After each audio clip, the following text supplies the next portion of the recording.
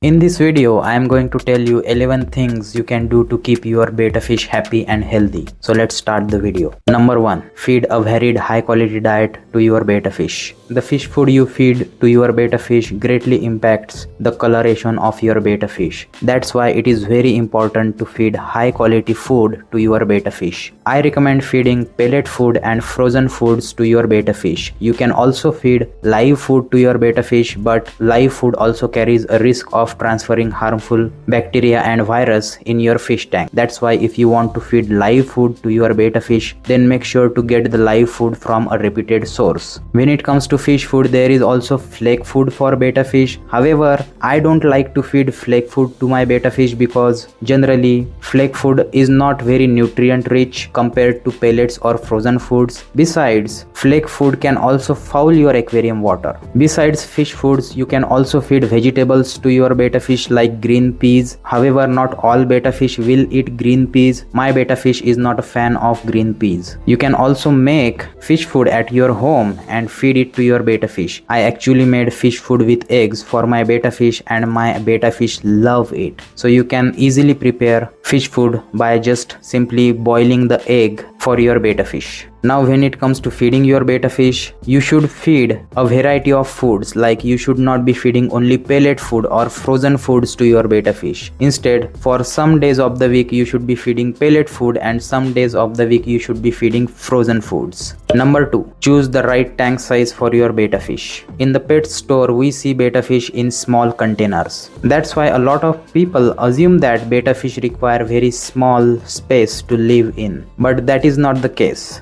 I recommend keeping a single betta fish in a 5-gallon tank. Now you can keep a betta fish in a 2.5-gallon tank. However, if you are a beginner, then you should keep your betta fish in at least a 5-gallon tank. This is because there are several benefits of keeping betta fish in a larger tank compared to a smaller tank. Such as in a larger tank, water parameters don't fluctuate as quickly as it can in a smaller tank. Besides, harmful toxins like ammonia, nitrites and nitrates don't build up very quickly in a larger tank compared to a smaller tank. Number 3. Don't have a strong water current in your tank. Betta fish have long fins, and if you have a strong current in your betta fish tank, then it will be very uncomfortable for your betta fish to swim in the tank. Strong current can actually stress your betta fish. That's why you should avoid having strong current in your betta fish tank. Usually, strong current is produced because of an internal filter in a fish tank. That's why you should avoid having an internal filter in your betta fish tank. I recommend keeping a sponge filter in your betta fish tank because sponge filter produce very low water current in your aquarium. Besides sponge filter, you can also keep a hang on the back filter in your aquarium. I will put links to the filters that I recommend in the description of this video, so you can easily check it out. Number 4. Maintain warmer water temperature in your betta fish tank. Betta fish are tropical fish. In their natural habitat, they live in a slightly warmer water, and you should emulate the same in your fish tank to keep your betta fish happy and healthy. The ideal temperature range for betta fish is between 75 to 80 degree Fahrenheit or 23 to 26 degrees Celsius. So you should try to keep the temperature of your betta fish tank within this ideal range. To easily maintain the temperature within the ideal range, you should use a heater which has built-in thermostat. I will put a link to the recommended heater in the description of this video, so you can easily check it out. Number 5. Maintain good water quality. To keep your betta fish happy and healthy, you will need to make sure that the pH of your aquarium water is between 6 to 7.5. To maintain the pH of your aquarium water, first of all, you will need to know the pH of the water you are using for your betta fish tank, which you can easily do using an aquarium water test kit like API Master Test Kit. If the pH of your aquarium water is lower than 6, then in that case, to raise the pH, you can add crushed coral or limestone to your fish tank. On the other hand, if the pH of your aquarium water is more than 7.5, then in that case, to lower the pH of your aquarium water, you can decorate your fish tank with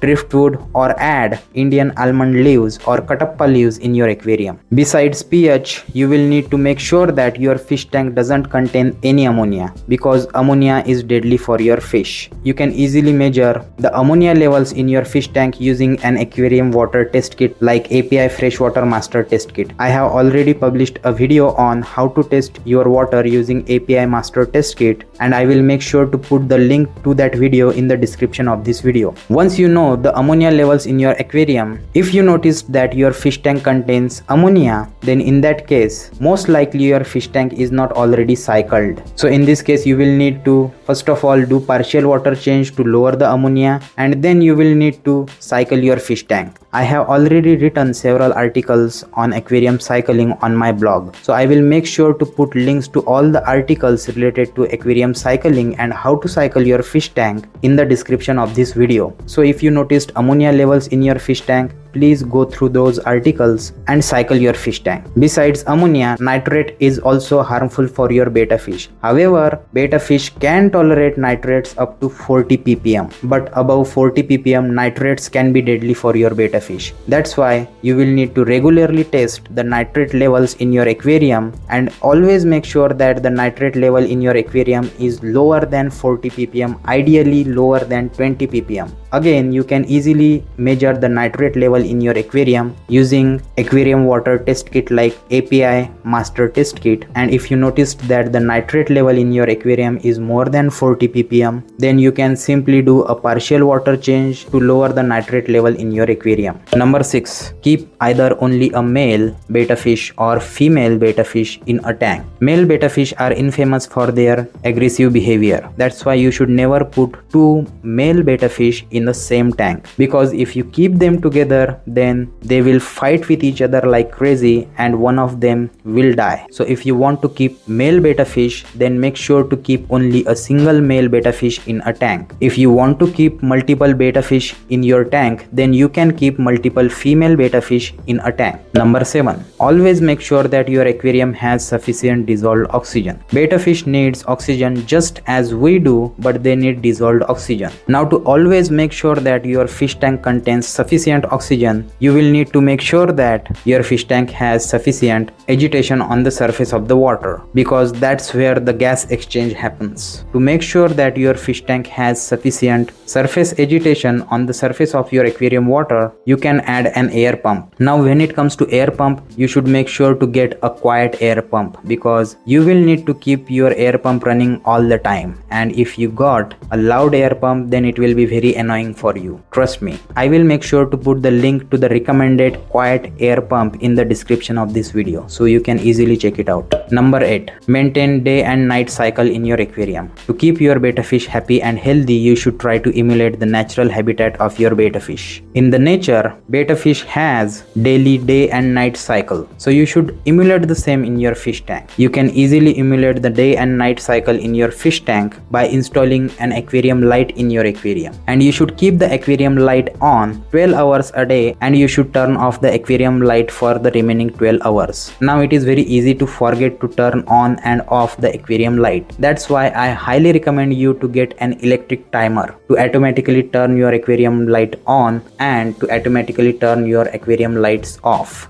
I will make sure to put the links to the recommended aquarium light as well as the electric timer in the description of this video, so you can easily check it out. Number 9. Observe the behavior of your betta fish daily. Observing the behavior of your betta fish on a daily basis is important to catch any early signs of diseases in your betta fish. If you notice that your betta fish is not as active as it used to be, then it could be a sign of disease. Other signs of diseases includes your betta fish not eating food and your betta fish is having a swollen belly. A swollen belly is a clear sign of swim bladder disease. Now it is very important to notice the early signs of diseases, because if you noticed signs of diseases early, then it is much easier to treat the disease, and the chances of survival of your fish are more if you spotted the signs of diseases at the early stage. Number 10. Create some hiding places in your betta fish tank. You should create some hiding places in your betta fish tank tank so that your betta fish can hide and relax if it feels threatened. You can easily create some hiding places in your betta fish tank by adding some ornaments or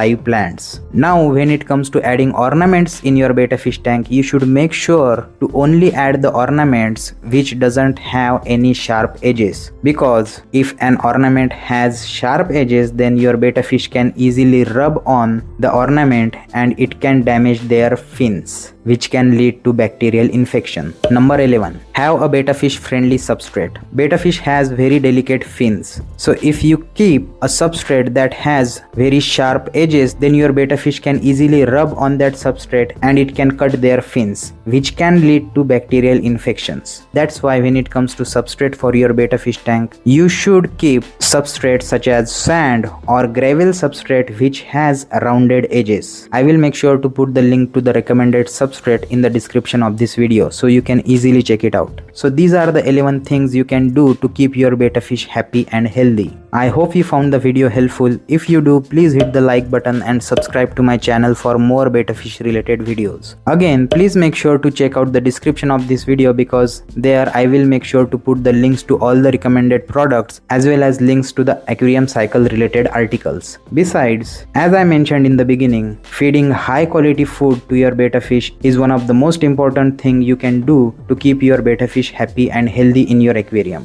I have already published an ultimate guide on feeding your betta fish, so I will make sure to put the link to that video in the description of this video as well as by the end of this video. Besides, I have also created a betta fish playlist, so you can binge watch the playlist to get all the information that you need to properly set up your betta fish tank and maintain your betta fish tank. Again, I hope you found this video helpful. If you do, please hit the like button and subscribe to my channel. Thanks for watching. Happy fish keeping.